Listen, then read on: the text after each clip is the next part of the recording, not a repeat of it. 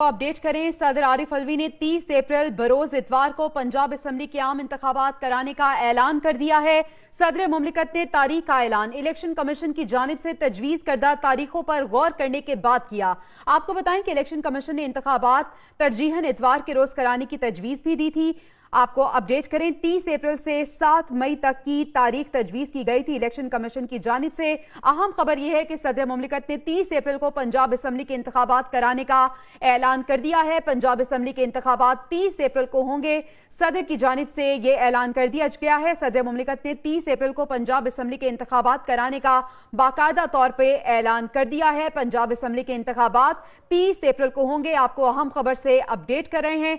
सदर मुमलिकत ने 30 अप्रैल को पंजाब असम्बली के इंतखाबात कराने का ऐलान किया है। इलेक्शन कमीशन की जानिब से 30 अप्रैल से 7 मई की तारीख तजवीज़ की गई थी, लेकिन सदर मुमलिकत ने 30 अप्रैल को पंजाब असम्बली के इंतखाबात कराने का बाज़ाब्ता ऐलान कर दिया है। सदर मुमलिकत की जानिब से यह ऐलान किया गया। पंजाब